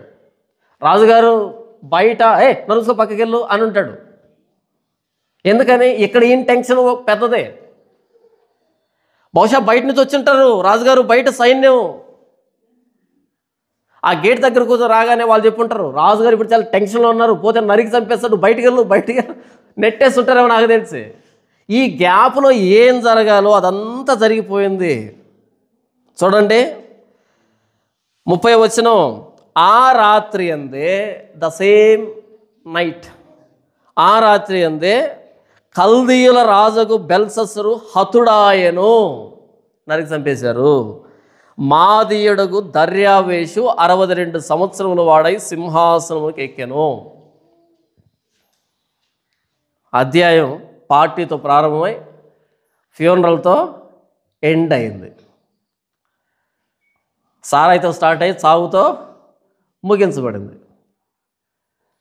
ఆ కన్ఫ్యూజన్ ఏం చేయాలో తెలియట్లే, దాని భావం తెలియట్లే. తెలిసేటప్పటికి ప్రాణం పోయింది, అయిపోయింది. దేవుడు కొలిచేశాడు, తూచేశాడు, రాజ్యాన్ని దర్యావేషుకి ఇచ్చేశాడు, అయిపోయింది. ఏం లేదు, ఒక అధ్యాయంలో పూర్తిగా అయిపోయింది. ఈ విషయాన్ని కొన్ని వందల సంవత్సరాల ముందుగా యెషయా మాట్లాడుతున్నాడు. ఇక్కడ అతని నడుము బలహీనమై కాళ్ళు గడగడా వణుకుతూ కొట్టుకుంటున్నాయి కదా, అంత ముఖం వికారమైంది కదా, మనసు కలత చెందింది కదా, దీనిని యెషయా అనుభవిస్తున్నాడు. 21వ అధ్యాయము 3వ వచనం. కావున నా నడుము బహు నొప్పిగా ఉన్నది, ప్రసవించు స్త్రీ వేదన వంటి వేదన నన్ను పట్టి ఉన్నది. బాధ చేత నేను వినలేకుండా ఉన్నాను, విభ్రాంతి చేత నేను చూడలేకుండా ఉన్నాను. నా గుండె తటతటా కొట్టుకునిచున్నది, మహాభయం నన్ను కలవరపరుచుతున్నది. నాకు ఇష్టమైన సంధ్యవేళ నాకు భీకరమాయను. ఆ రోజు పార్టీ కూడా సాయంకాలమే జరిగింది. పార్టీలు జరిగేది ఎప్పుడు? డే టైమా నైట్ టైమా? Night time. ఎందుకంటే డే టైము కొంచెం గుర్తుంటుంది, టైం అయిపోతుంది ఇంక సార్లు అనిపిస్తుంది. కానీ నైట్ టైం అలా కాదు, తాగి పడుకోవచ్చులే, తెల్లారి లేవచ్చు అని ఉంటుంది. పార్టీలు పెట్టుకునేదంతా రాత్రిపూటే. ఎందుకని? లిమిట్లెస్ టైం అనేది కన్సిడరేషన్లో ఉండదు. ఎంత టైం అయినా దాకా అక్కడే పడుకోవచ్చు, రేపు పొద్దున లేవచ్చు అని. డే టైం పార్టీలు పెట్టుకోరు. ఇక్కడ కూడా నాకు ఇష్టమైన సంధ్యవేళ నాకు భీకరమాయను. అక్కడ పార్టీ జరుగుతుంది కూడా సంధ్యవేళే, సాయంకాలం పూటే. చీకట్లో చాలా జరిగిపోతాయి. తెల్లవారేటప్పటికి ఏం ఉండదు. తెల్లవారేటప్పటికి కుక్కని ఈడ్చేస్తున్నారు బెల్షస్సర్ని. కడగండి రా సింహాసనాన్ని అంతా, తుడిచేయండి, అంతా ఊడ్చేసేయండి, మొత్తం clean and green Swachh Bharat అయింది అక్కడ. చూడండి 6వ వచనం. నీవు వెళ్ళి కావలవాన్ని నియమించు, అతడు తన కనబడిన దాన్ని తెలియజేయవలను. జతలుగా వచ్చు రౌతులను, వరుసలుగా వచ్చు గాడిదలను, వరుసలుగా వచ్చు ఒంటెలను అతని కనబడగా అతడు బహు జాగ్రత్తగా చెవికి నిదానించి చూచును. సింహం గర్జించినట్టు కేకలు వేసి, నా ఏలినవాడా, పగటి వేళ నేను నిత్యమును కావలి బురుజు మీద నిలుచున్నాను, రాత్రి అంతా కావలి కాయిచున్నాను. ఇదిగో జతలుగా రౌతుల దండు వచ్చుతున్నది అని చెప్పాను. ఈ కావలవాడు చెప్పాల్సిందేమో చెప్పాడు, కానీ ఇన్ఫర్మేషన్ లోపలికి వెళ్ళలే. ఎందుకంటే వాళ్ళు పార్టీలో ఉన్నారు, కలవరంలో ఉన్నారు, టెన్షన్లో ఉన్నారు. ఇక ఏది వినపడదు ఆ టైంలో. బబులోను కూలెను, దాని దేవతల విగ్రహములన్నిటినీ ఆయన నేలను పడవేసి ఉన్నాడు, ముక్కలుగా విరగొట్టి ఉన్నాడని చెప్పుచూ వచ్చెను. ఎందుకు కూలిపోయిందంటే బబులోను? ఇంకా కొద్ది కాలం ఉండాల్సిన బబులోను ఎందుకు కూలింది అకస్మాత్తుగా? దేవుని ఆలయ సంబంధముకు ఉపకరణాల్లో ద్రాక్షారసం పోసి తాగాలనిపించింది. తాగారు. తాగుతూ ఎవరు స్తుతించారు? బంగారు, వెండి, ఇత్తడి, ఇనుము, కర్ర, రాయి అనువాటితో చేయబడిన దేవతలు స్తుతించారు. మరి ఆ దేవతలు తీర్పు తీర్చాలా వద్దా? వీళ్ళు పాట పాడారు కదా, వీళ్ళు పాట పాడింది స్తుతి గీతాలు పాడారు. ఈయన చరమగీతాలు పాడాలి కదా. ఎవరి ద్వారా? దర్యావేషుల ద్వారా. చూడండి, దానియేలు మాట్లాడతాడు. ఎంత అద్భుతమైనటువంటి మాట చెప్తాడు అంటే, ఆ బెల్షస్సరుకి సత్యం ముందు చెప్పాలి కదా, సీక్రెట్. ఏం చెప్తా అంటే 5వ అధ్యాయము 22వ వచనం, బెల్షస్సరు అతని కుమారుడు వగు నీవు ఈ సంగతి అంతయు ఎరిగి ఉండి నీ మనసును అణుచుకొనక పరలోకమందున్న ప్రభువు మీద నిన్ను నీవే హెచ్చించుకుంటేవి. ఎట్లనగా నీవును నీ అధిపతులను నీ రాణులను నీ ఉపపత్నులను దేవుని ఆలయ సంబంధముగా ఉపకరణములలో ద్రాక్షరసం పోసి త్రాగవలనని వాటిని తెప్పించుకొని వాటితో త్రాగుచు చూడనైనను విననైనను గ్రహింపనైనను చేతకాని వెండి బంగారు ఇత్తడి ఇనుము కర్ర రాయి అనువాటితో చేయబడిన దేవతలు స్తుతించిరి, కానీ నీ ప్రాణమును నీ సకల మార్గములను ఏ దేవుని వశమున ఉన్నవో ఆయనను నీవు ఘనపరచలేదు. కావున ఆయన ఎదుట నుండి ఈ అరచేయి వచ్చి ఈ వ్రాతను వ్రాసిన శాసనమేమనగా మెనే మెనే టెకేల్ ఉఫార్సిన్. ఈ వాక్య భావం ఏమనగా మినే అనగా దేవుడు నీ ప్రభుత్వ విషయంలో లెక్క చూసి దాన్ని ముగించెను. టెకేల్ అనగా ఆయన నిన్ను త్రాసులో తోచగా నీవు తక్కువగా కనబడితివి. పెరేస్ అనగా నీ రాజ్యము నీ యొద్ద నుండి విభాగింపబడి మాదీయులకును పారసీకులకు ఇయ్యబడును. మరి ఆ దేవతలకు తీర్పు తీర్చాలి కదా, దాన్ని మాట్లాడుతున్నాడు. చూడండి, బబులోను కూలెను దాని దేవతల విగ్రహములన్నిటినీ ఆయన నేలను పడవేసి ఉన్నాడు, ముక్కలు ముక్కలుగా విరగొట్టి ఉన్నాడు అని చెప్పుచూ వచ్చెను. మరంతే, దేవుడి స్థానాన్ని ఇంకెవరికైనా ఇస్తే, దేవుడి స్థానంలో ఇంకెవరు నిలవబెడితే ఇలాగే ఉంటుంది, ముక్కలు ముక్కలుగా నరికి పడేస్తాడు. ఆ రోజు యెహోవా నిబంధన మందసాన్ని తీసుకుని వెళ్ళారు ఫిలిష్తీయులు. ఎక్కడ పెట్టారు? ఏమో మాకు చెప్పలేదంటారా? చెప్పకుండా పెట్టారా? దాగోను గుడిలో పెట్టారు. పెట్టగానే మరుసటి రోజుకి దాగోను ఎక్కడున్నాడు? ఆ పైనుంచి దిగొచ్చి మందసానికి బోర్లు పడుకోని నమస్కారం పెట్టున్నాడు. ఉదయాన్నే చూసి ఎవడో రాత్రిపూట వచ్చి కుట్రపూరితంగా దాగోని దింపి ఇక్కడ పడుకోబెట్టారు అని చెప్పి మరలా తీసుకుని వెళ్ళి చాలా స్టాండర్డ్గా పెట్టారంట. మరుసటి రోజు వచ్చేటప్పటికి తల మొండెం కాళ్ళు మొత్తం అన్ని తెగవేయబడి అలా పడుకో అన్నాడు ఆ గడప మీద. ఏ పాటివి? మానవ హస్తకృత్యాలు ఏ పాటివి? సృష్టికర్త అయిన దేవుడి ఎదుట. కాబట్టి మాట్లాడుతున్నాడు, దాని దేవతల విగ్రహములన్నిటినీ ఆయన నేలను పడవేసి ఉన్నాడు, ముక్క ముక్కలుగా విరగొట్టి ఉన్నాడని చెప్పుచూ వచ్చెను. 10వ వచనం, నేను నూర్చిన నా ధాన్యమా, నా కళ్ళములో నూర్చబడినవాడా. ఎవరు వీళ్ళు? నేను నూర్చిన నా ధాన్యమా, నా కళ్ళములో నూర్చబడినవాడా. ఎవరు ఇంతకీ? నూర్పు అంటే తెలుసా మీకు? నూర్చడం అంటే తెలుసా మీకు? పంటను కోసిన తర్వాత ఈ నూర్పు కార్యక్రమం ఉంటుంది. ఆ గింజల్ని రాలగొట్టేటువంటిది లేదా తొక్కించేటువంటివి, దొల్లగొట్టేటువంటి పద్ధతులు ఉంటాయి కదా, అవన్నీ ధాన్యాన్ని నూర్చడం అంటారు. చాలా కఠినంగా ఉంటుంది ఆ పద్ధతి. అలా ధాన్యాన్ని రాలగొట్టి తర్వాత ఎండబెట్టి తర్వాత తూర్పారబట్టి ఇదంతా నూర్పు అంటాం, కల్లం చేయడం అంటాం. ఇదంతా అయిపోయిన తర్వాత ఇంటికి తెచ్చుకుంటాం కదా. నేను నూర్చిన నా ధాన్యమా అంటే యూదులు, యెరూషలేం ప్రజలు 586లో నూర్చి పడేశాడు బబులోనియుల చేత యూదుల్ని. ఇంతకీ ఈ ప్రవచనాన్ని ఎందుకు చెప్పిస్తున్నాడు? ప్రస్తుతానికి వీళ్ళు చెరలో ఉంటే చెరలో ఉన్న వీళ్ళు చదవాలి. ఏమని?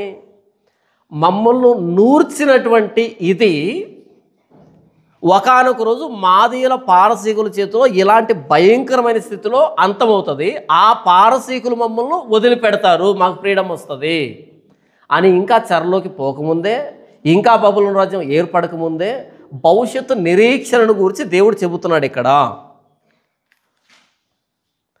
ఆ చెరలో యెషయా గ్రంథాన్ని చదివి ఉన్నా బాగుండేది. వాళ్ళు ఏమనుకుంటున్నారు? మనం 37వ అధ్యాయం యెహెజ్కేలు గ్రంథంలో చూస్తాం, ఎండిపోయిన ఎముకలతో నిండిన లోయ అని. మన ఆశ విఫలమాయను, మనం ఇక చచ్చిపోయాం, సమాధుల్లో ఉన్నాం, మనకి బ్రతుకు లేదనుకుంటున్నారు కదా. ఎందుకు అనుకుంటున్నారు? బబులోను నాశనం గురించి దేవుడు చెప్పాడు. 13వ అధ్యాయం చెప్పాడు, 14వ అధ్యాయం చెప్పాడు, 21వ అధ్యాయం చెప్పాడు. ఇంత చెప్పినా సరే ఇవి తెలియట్లే, పట్టించుకోవట్లే. ఎందుకంటే కష్టాల్లో ఉన్నారు. కష్టాల్లో ఉన్నప్పుడు కొన్ని విషయాలు మనకు అర్థం కావు. మగ్దలేన మరి ఏడుస్తుంది ఆ సమాధి ఎదుట నిలవబడి, బోరుమని ఏడుస్తుంది, నా ప్రభుని ఎవరు ఎత్తుకెళ్ళారు, నా ప్రభుని ఎవరు ఎత్తుకెళ్ళారని. ఆయన ముందు చాలాసార్లు చెప్పాడు, మనం యెరూషలేముకి వెళ్తున్నాం, నన్ను పట్టుకుంటారు, శ్రమ పెడతారు, నన్ను చంపుతారు, 3వ దినాన్ని నేను తిరిగి లేస్తాను, పదే పదే చెప్పాడు. కానీ చనిపోయేటప్పటికీ అన్నీ పోయాయి, బ్రెయిన్లో నుంచి ఏమి లేవు. నా ప్రభుని ఎవరో ఎత్తుకుని వెళ్ళిపోయారు, నా ప్రభుని ఎవరో ఎత్తుకుని వెళ్ళిపోయారు. ఎవరు ఎత్తుకెళ్తారు? మీరే రాలేదు ఎత్తుకుని పోవడానికి, ఇంకెవరికి అవసరం ఉండ? ఆయనతో పాటు తిరిగిన మీరే రాలే ఆయన ఎత్తుకుని పోవడానికి, ఇక ఎవరో వచ్చి ఎందుకు ఎత్తుకెళ్తారు? పైగా రోమన్ ముద్ర వేసినటువంటి సమాధి అది, ఎవడైనా సాహసం చేస్తాడా? ఆయనతో పాటు అన్ని సంవత్సరాలు తిరిగిన మీకే ఆ ధైర్యం సరిపోక దాక్కుని ఉంటే ఇంకొత్తగా ఎవరు వస్తారు? రారు. ఇవన్నీ పనిచేయవు. మనం భయపడినప్పుడు, మనం బాధపడినప్పుడు, మనం టెన్షన్లో ఉన్నప్పుడు లాజిక్, రీజనింగ్ ఏం పనిచేయవు. ఎలాగంటే అలా పరిగెడతాం. ఎప్పుడైనా ఇంట్లోకి ఎలక వస్తే, ఇంట్లో ఎలక వచ్చిందనుకోండి, ఆ ఎలకను కొట్టేదానికి మనం చీపురో పాడో తీసుకుంటే ఎలక పరిగెడుతుంది. చూసారా ఎలా పరిగెడుతుంది? అది నేరుగా మన మీదకి ఎక్కుతుంది. ఆ చీపురు తీసుకొని వేరే బిల్డప్ ఇస్తామో, దాన్ని కొట్టేద్దాం, చంపేద్దామని అలా తిరిగేది మన కాలు మీద ఎక్కుతుంది. చీపురు పడేసి మనం రికార్డింగ్ డాన్స్ చేస్తాం కదా, అలా ఎగిరి ఇలా ఎగిరి. ఎందుకంటే అది తెలియదు, ఏం చేయాలో తెలియదు. దానికి ర్యాట్ రేస్ అంటారు దాన్ని. భయపడింది అది చచ్చిపోతారని, కాబట్టి ఎక్కడ పరిగెత్తాలో తెలియక నీ మీదకి ఎక్కుతుంటుంది అది. ఎలకను కొట్టిన అనుభవం ఉందా మీకు? ఇంతకీ మాకు బోల్డ్ అంత అనుభవం ఉండేది అప్పట్లో. అన్నీ లోపలికి రంధ్రాలు కదా, లోపలికి వచ్చేటివి. రోజు ఎలకలు కొట్టే ప్రోగ్రాం ఉండేది. దేవేంద్రాలు ఇప్పుడు బ్లాక్ చేసేవాళ్ళే, కానీ భలే అనుభవం.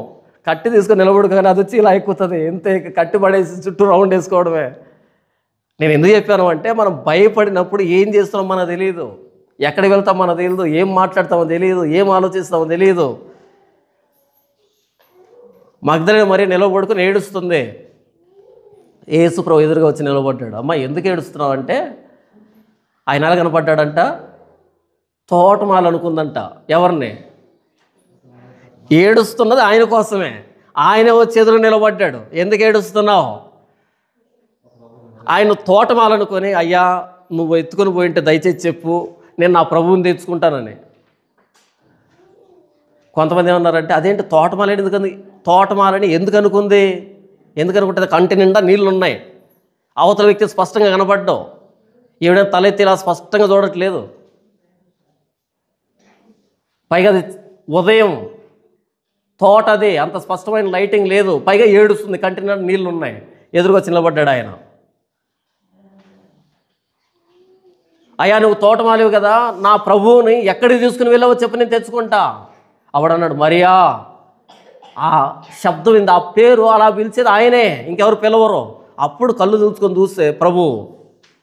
వెంటనే కాళ్ళ మీద పడింది. ప్రభువా, బోధకుడా, ఎందుకు చెప్పాను ఇదంతా? నేను కష్టాల్లో ఉన్నప్పుడు మనకేం పని చేయవు, ఎదురుగానే సమాధానం ఉంటుంది. అది సమాధానంలాగా అనిపించదు. మనం ఒకటి అనుకుంటాం బుర్రలో, ఎదుటోడు ఎంత మాట్లాడుతున్నా అది ఎక్కదో. ఒకటి అనుకుంటాం కదా, దాని మీదనే ఫోకస్ ఉంటుంది. అలా వచ్చి నిలబడుకుంటాం కదా, ఒక 10,000 అప్పుడు అనుకుంటాం, ఏదో చెప్తుంటారు వాళ్ళు, ఏదో అంత వింటూ ఉంటాం. అలా కాదు, చివరిలో 10,000 కానీ ₹1,00,000 ప్లాన్ ఒకటి చెప్తుంటారు.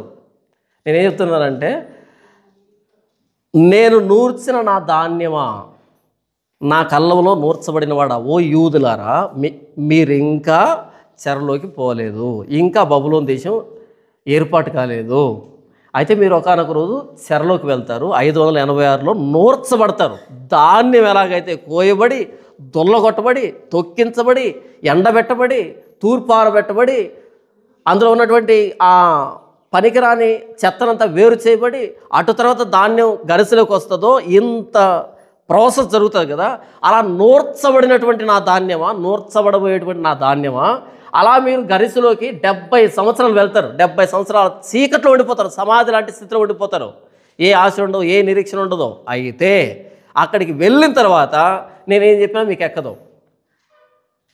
అక్కడికి వెళ్ళిన తర్వాత ఏం చెప్పినా ఎక్కదు. కాబట్టి ముందుగా చెప్తున్నాను, మిమ్మల్ని చెరలోకి తీసుకుని పోతున్న బబులోను రాజ్యానికి మాదీయ పారసీకుల చేతిలో నాశనాన్ని నిర్ణయించాను. ఆ నాశనం ఎలాగుంటుందంటే, ప్రసవించే స్త్రీ ఎంత అవస్థ పడుతుందో అంత అవస్థ పడుతున్నాడు నా ప్రవక్త అయిన యెషయా దాన్ని చూస్తూ.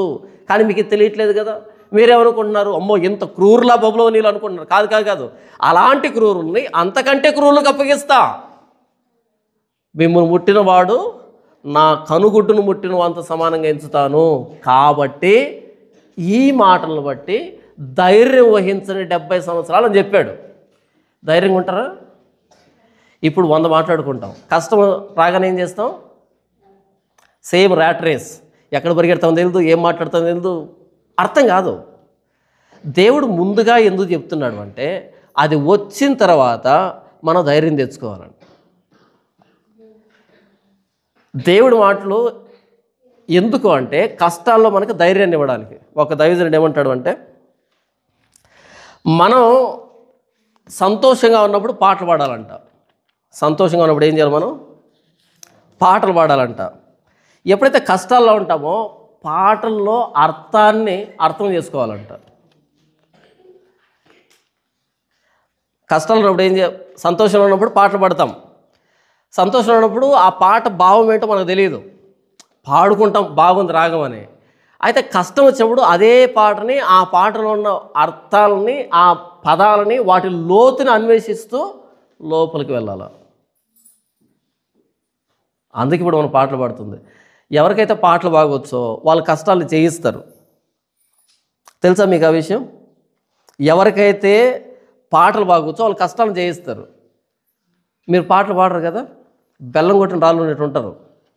అలా ఉండకండి. పాటలు నేర్చుకుంటే ఆ పాటల భావం అనేది కష్టంలో మనకు అర్థమవుతుంది.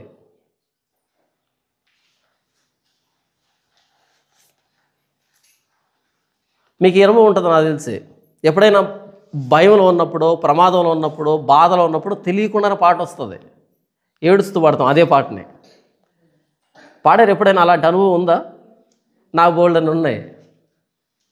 అదే పాటని ఏడుస్తూ పాడతాం, అదే వచ్చాన్ని ఏడుస్తూ పాడతాం. అప్పుడు ఎక్కిందనమాట, అప్రయత్నంగా వచ్చేస్తుంది నోట్లో నుంచే.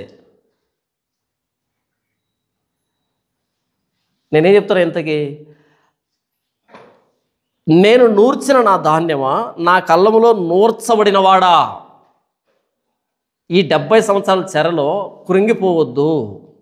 నేను నిన్ను నూర్చాను నిజమే, నేను నూర్చింది నిజమే, కానీ నిన్ను నూర్చిన వాడిని నేను నూర్చబోతున్న మాదీయ పారసీకుల చేతిలో. ఇది నీకు గుర్తుంటే, నీకు అర్థమైతే ఆ 70 సంవత్సరాల చెరలో నువ్వు నిరుత్సాహానికి లోను కావు.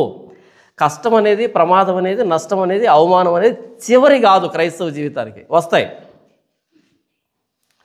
వాన వెలిసిన తర్వాత మేఘములు మరలా రాకముందే వస్తాయా మేఘాలు? ఆకాశం ఉందనుకో, మేఘాలు వస్తూ పోతూ ఉంటాయి, లేకపోతే ఒక్కసారి అలా వెళ్ళిపోయిన తర్వాత రావా? ఆకాశం అంటే ఏంటి? మేఘాలు వస్తూ పోతూ ఉంటాయి. ఒకసారి క్లియర్ స్కై ఉంటుంది, చాలా స్పష్టంగా ఉంటుంది. కాసేపటికి మేఘాలు వస్తాయి, దట్టంగా అలుముకుంటాయి. వెళ్ళిపోతాయి, ఉంటాయా? వెళ్ళిపోతాయి. మరలా క్లియర్ స్కై ఉంటుంది. ఆకాశం ఉంది అంటే మేఘాలు వచ్చిపోతూ ఉంటాయి. మన కష్టాలు వచ్చిపోతుంటాయా? వచ్చి అలాగే ఉంటాయా? వస్తుంటాయి, పోతుంటాయి, వస్తుంటాయి, పోతుంటాయి. ఒకవేళ కష్టాలు రాలేదనుకో, మనం కింద నిలవబడం, అలా పైకి లేచి పైన తిరుగుతూ ఉంటాం. మనం కొంచెం బరువు ఎక్కువ ఉంటేనే కింద ఉంటాం. మనకు బరువు లేదనుకో, అలా తెలియకుండానే పైకి లేచి అలా అలా పైకి వెళ్ళిపోతుంటాం. గాలి అందుకు చస్తాం, వెళ్ళొద్దు. కాబట్టి దేవుడు మన నెత్తిన బరువు పెడతాడు, దిగు కూర్చో, కింద కూర్చో అని. కష్టాలు వద్దా కావాలా? కష్టాలు వద్దా కావాలన్నా? నాకైతే వద్దు, మీకు కావాలేమో. కానీ నన్ను అడగడు దేవుడు, నీకు కష్టాలు కావాలా వద్దని. అడిగాడు అనుకో, నేను వద్దని చెప్తాను. అడగడు ఆయన, ఆఫర్ కింద తెచ్చి అలా పెట్టిపోతుంటాడు. కానీ అంతే. దేవుడు సుఖ దుఃఖాలని జత చేసి పెట్టాడంట. సుఖాన్ని దుఃఖాన్ని ఏం చేశాడు? జత. మన ఇంట్లో కరెంటు వైర్ వస్తుందా? ఒకటి బ్లూ కలర్లో ఉంటుందా, రెడ్ కలర్లో ఉంటుంది. పెన్ వేసుకొని వస్తుందా? రెండు వస్తే కరెంట్ వస్తుంది. ఒకటి బ్లూ, ఒకటి రెడ్ ఉంటుంది కదా. లేదంటే మా ఒకటే ఇవ్వంటే కుదరదు. అలా సుఖ దుఃఖాలని జత చేసి పెట్టాడంట. దాన్ని జీవితం అంటే. పగలుంటుంది, పగలుంటుంది, ఏముంటుంది, రాత్రి ఉంటుంది. పగలు ఉంటుంది, రాత్రి ఉంటుంది. పగలు రాత్రి లేకుండా ఒకటే పగలు ఉంటే దరిద్రంగా ఉంటుంది, ఒకటే రాత్రి ఉంటే దరిద్రంగా ఉంటుంది. పగలు ఉండాలి, రాత్రి ఉండాలి, అంతే. ఎండ ఉంటుంది, చలి ఉంటుంది, అన్నీ ఉండాలి, కలగలిపి ఉండాలి. మా మామ చెప్తూ ఉండే, తల ఉన్నంతకాలం జలుబు చేస్తుందంట. తల ఉన్నంతకాలం ఏంటంట, నాకు జలుబే వద్దు. జలుబు వచ్చినప్పుడు ఎలా ఉంటుంది మన ప్రాణం, ఏం తాగాలనిపించదు, తినాలనిపించదు, నాలుకనైతే లావు అయిపోయి ఉంటుంది, రుచి తెలియదు, పచ్చి తెలియదు, నిద్ర రాదు, మేలుకోవడం కుదరదు, భలే దారుణంగా ఉంటుంది. దాని బదులు ఏ పెద్ద జబ్బు వచ్చినా తట్టుకోగలం, కానీ ఈ జలుబు ఒకటి వచ్చిందనుకో ఏం తట్టుకోలేము. అదే మళ్ళీ అది పోయేది ఒక ₹2 మాత్రతో పోతుంది, పెద్ద కాస్ట్ ఏం కాదు. అది చూపించే నరకం అంతా ఎంత, ఒక వారం పాటు చుక్కలు చూపెడతాయి కదా. ఆ జలుబు నాకు వద్దు అనుకుంటే ఏం చేయాలి, తలకు ఆపరేషన్ తీసుకొని తల తీసేసుకోవాలి. తల ఉంటే జలుబు వస్తుంది, మనం బ్రతికుంటే బాధలు ఉంటాయి. ఇది మైండ్లో పెట్టేసుకోవాలి. అలా దానికి చెప్తున్నాడు, నా కళ్ళములో నూర్చబడినవాడా, ఇశ్రాయేలు దేవుడును సైన్యములకు అధిపతియునకు యెహోవా వలన నేను వినిన సంగతి నీకు తెలియజెప్పుచున్నాను. ఓ యూదులారా, నేను వినిన సంగతి మీతో చెప్తున్నా. ప్రవక్తలు ఎలా చెప్తారు, వాళ్ళు చూసిన దాన్ని, వాళ్ళు విన్నదాన్ని. పాస్టర్లు ఏం చెప్పాలి, ప్రవక్తలు చూసిన దాన్ని, ప్రవక్తలు విన్నదాన్ని పాస్టర్లు చెప్పాలి. పాస్టర్లు విన్నదాన్ని, పాస్టర్లు చూసిన దాన్ని పాస్టర్లు చెప్పకూడదు. ప్రవక్తలు విన్నదాన్ని, ప్రవక్తలు చూసిన దాన్ని పాస్టర్లు చెప్పాలి. అవునా? రాత్రి నాకు బోల్డని కళలు వచ్చాయి, మీకు రాలేదా? నా కళని ఇక్కడ చెప్పకూడదు నేను, అది నా పర్సనల్. నా కళ నాది, మీ కళ మీది.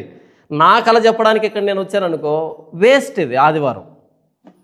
యెషయా ఏం చూశాడో చెప్పాలి నేను, యెషయా ఏం విన్నాడో చెప్పాలి నేను.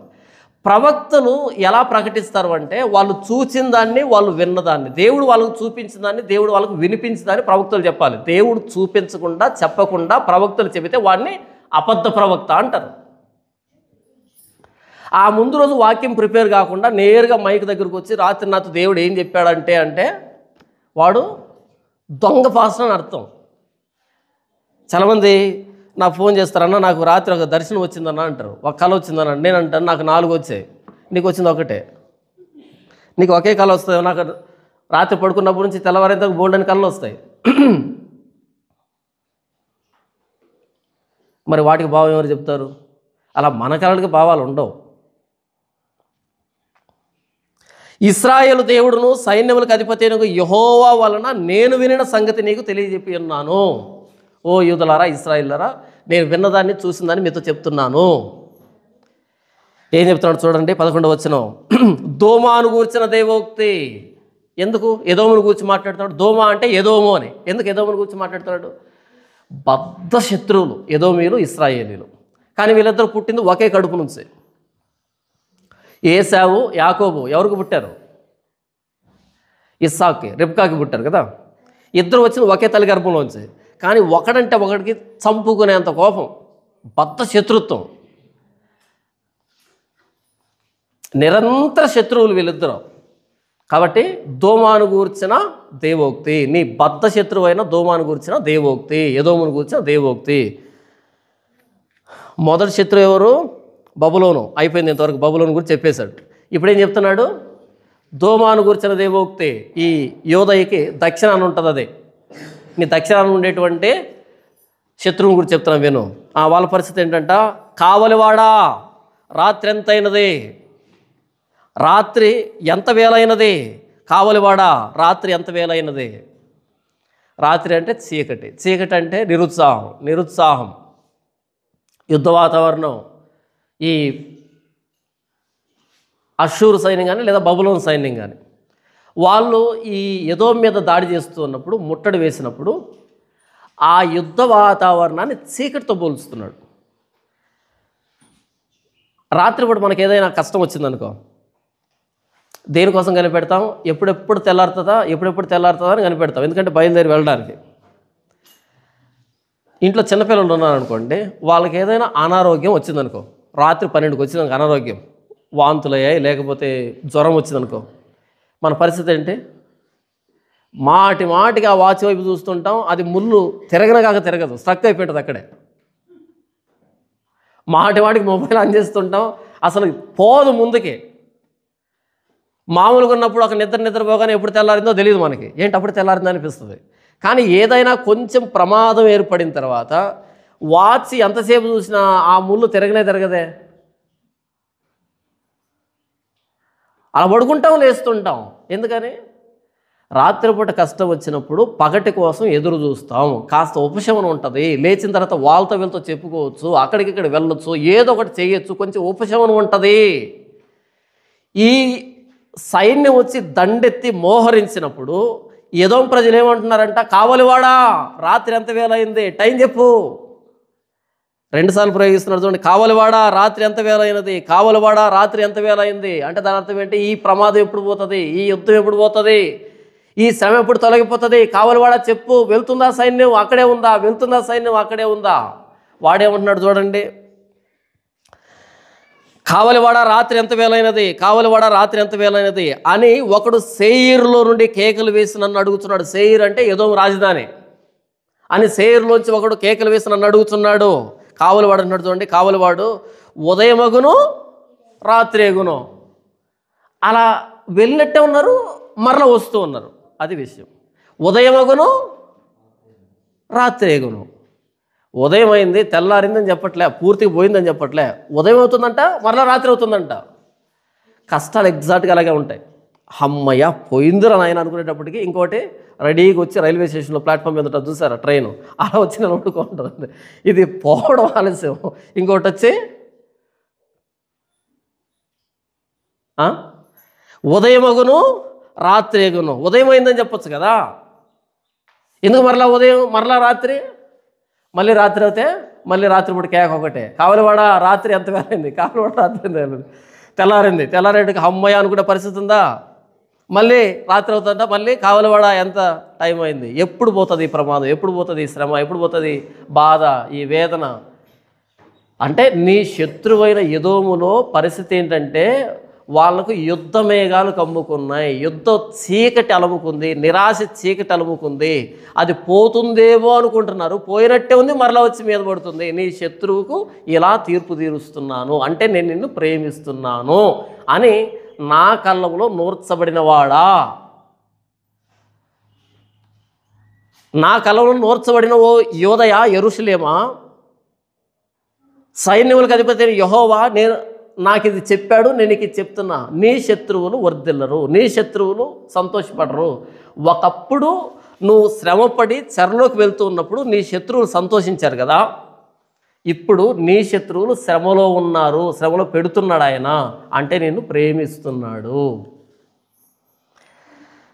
12వ వచనం, కావలివాడు ఉదయమగును రాత్రి ఎగును, మీరు విచారింపగోరిన ఎడల విచారించుడి, మరలా రండి అనుచున్నాడు.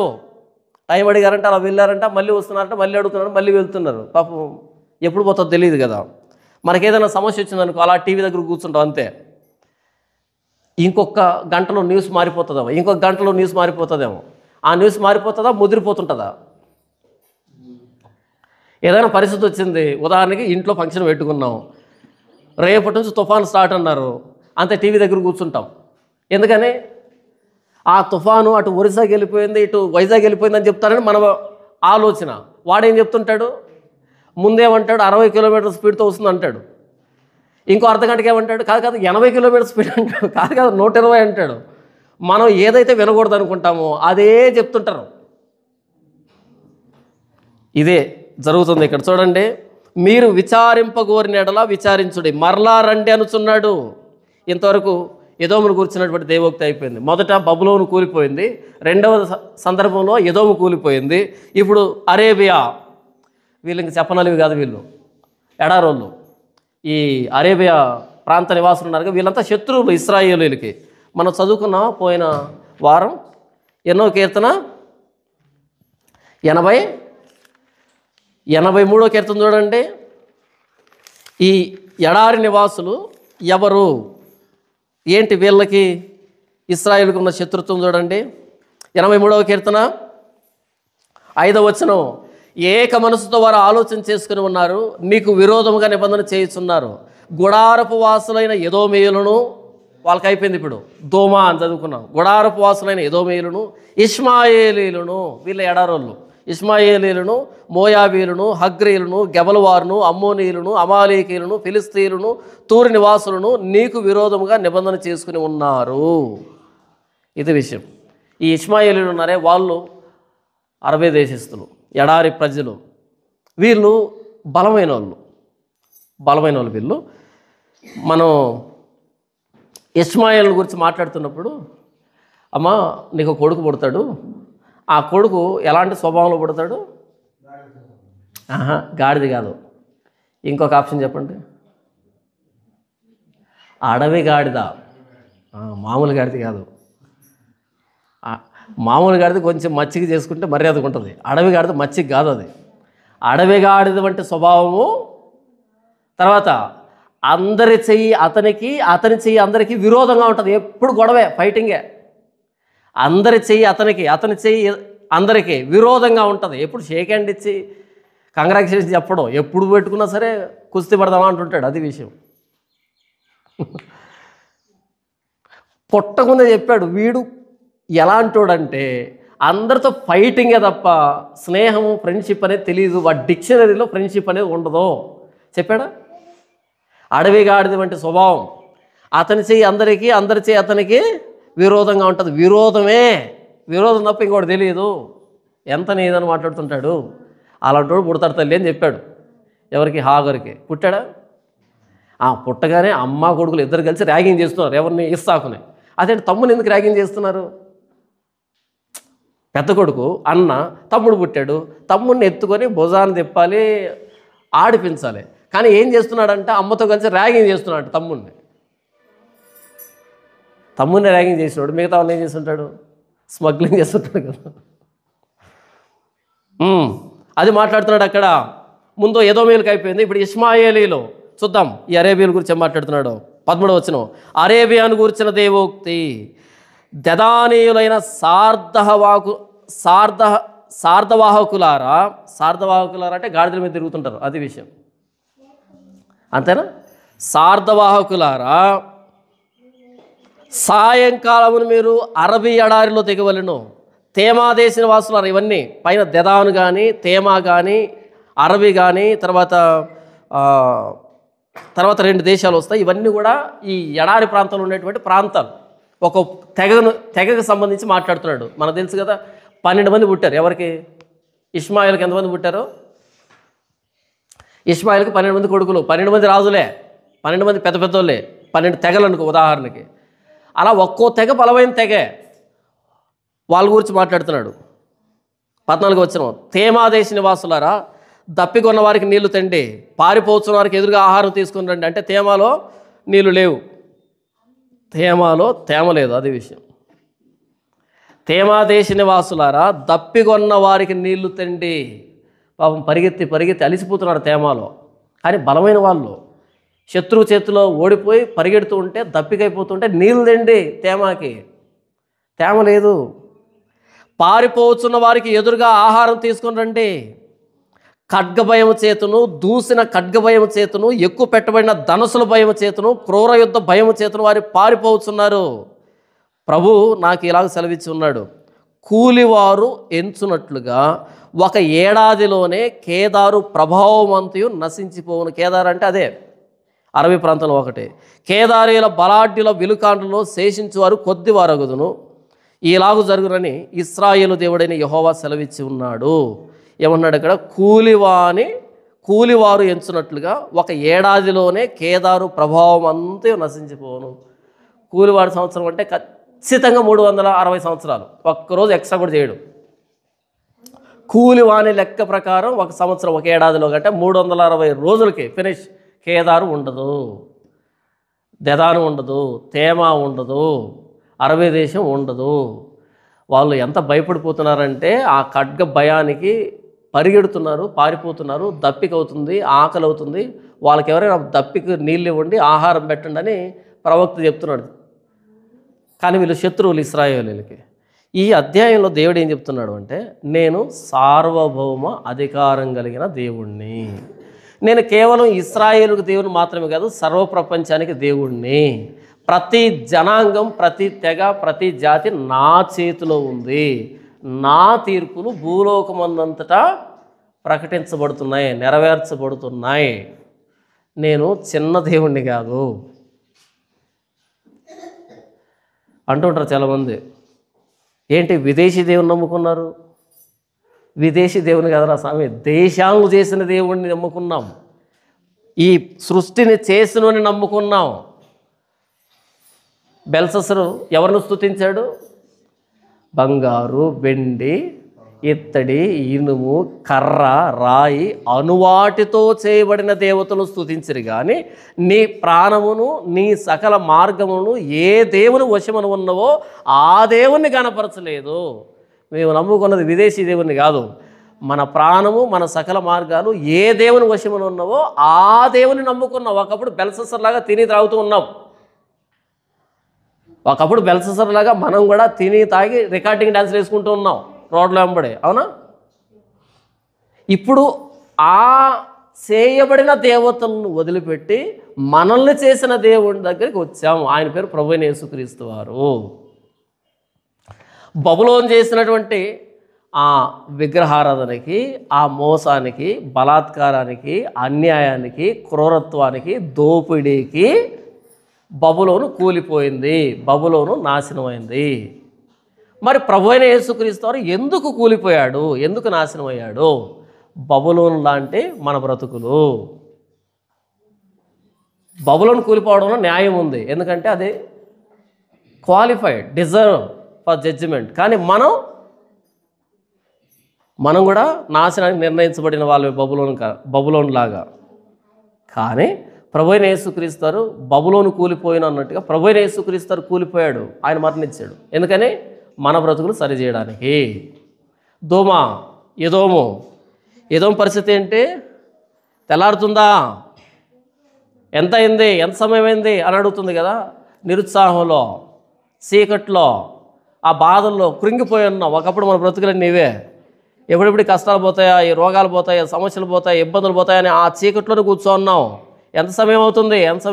నాకు తెలిసిన ఒక ఫ్రెండ్ ఒక ఆయన ఉన్నాడు. ఆయన ఒక మర్డర్ కేసులో జైలుకి వెళ్ళాడు. అంటే బయటకు వచ్చిన తర్వాత ఫ్రెండ్ అయ్యాడు, ముందు ఫ్రెండ్ కాదు. ఆయన చెప్తున్నాడు, లైఫ్ పడిందంట ఆయనకి. లైఫ్ పడితే ఆయన అంటున్నాడు, ఆ లోపల గదిలో పడుకొని ఉంటే ఎంతసేపు నిద్రపోయి చూసినా 5 నిమిషాలు కూడా గడవంట.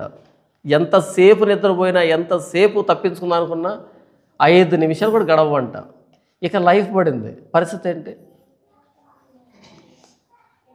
అర్థం కాలేదు మీకు? ఎంతసేపు నిద్రపోయినా ఆ గదిలో 5 నిమిషాలు కూడా గడవంట. మనం బయట ఉన్నాం కాబట్టి ఆ పని ఈ పని వెళ్ళిపోతుంది టైం అనేది తెలియకుండా. ఒకసారి జైల్లో కూర్చొని చూడు, టైమే పోదంట, అక్కడే ఉంటుంది టైం, నిలబడిపోతుంది అంతే, ముందుకు వెళ్ళదట. అందుకే జైలు జీవితం అంటే అది దారుణం. ఒకప్పుడు నిరాశలో, చీకట్లో, ఒకటి పోతే ఒకటి, ఎప్పుడు వెలుగు వస్తుందా ఎదురు చూసినటువంటి పరిస్థితి. అయితే అలాంటి చీకట్లో ఉన్న మనకి పరలోకపు వెలుగు ప్రకాశించింది. నేను లోకమునకు వెలుగుని అన్న ప్రభువైన యేసుక్రీస్తు పరిచయం అయ్యాడు. బబులోను నాశనం కావాల్సిందే, కానీ ప్రభు నాశనం కాకూడదు. నా నిమిత్తం బబులోనులాగా నాశనం అయ్యాడు, కూలిపోయాడు ఆయన సిలువ మీద. అలాగే ఎదోము నివాసులకి వెలుగు ప్రకాశించకూడదు, వెలుగు వచ్చినట్టు ఉండాలి, మరలా చీకటి రావాలి. ఎందుకంటే వాళ్ళు తమ సహోదరులు చెరలోకి వెళ్తున్నప్పుడు సంతోషించిన వాళ్ళు. అంతకంటే దుర్మార్గుడు నేను. కానీ నా జీవితంలో పరలోకపు వెలుగు పడింది ప్రభువైన యేసుక్రీస్తు రూపంలో.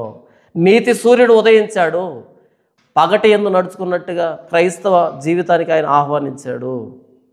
అరేబియా దేశానికి వచ్చి, అరేబియా దేశం మీదకి వస్తున్న ఖడ్గాన్ని బట్టి పారిపోయి దప్పికతో, ఆకలితో అలమటిస్తున్నటువంటి తేమా నివాసులు, దెదానీయులు, సార్ధవాహకానికి పరిగెడుతున్నటువంటి ప్రజలు, మనం కూడా మనం చేసినటువంటి పాపాలు బట్టి, దోషాలు బట్టి, ఆ పర్యవసానాలు బట్టి పరుగులు ఎత్తుతున్నటువంటి నాటి జీవితం.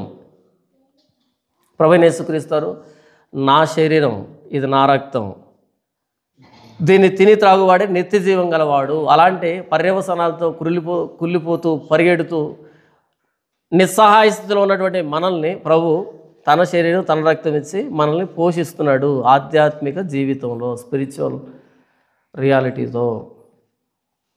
ఇక ఏ ఖడ్గానికి మనం భయపడాల్సిన అక్కర్లే. కాబట్టి ఆ పిల్లలు రక్తమాంసములు గలవారైనందున ఆ ప్రకారమే మరణం యొక్క బలము గలవారిని, అనగా అపవాదిని మరణము ద్వారా నశింపజేయుటకు, జీవితకాలమంతయు మరణ భయం చేత దాస్యానికి లోబడిన వారిని విడిపించుటకు ఆయన కూడా రక్తమాంసంలో పాలివాడాయను, నా దాస్యం నుంచి నన్ను విడిపించడానికి.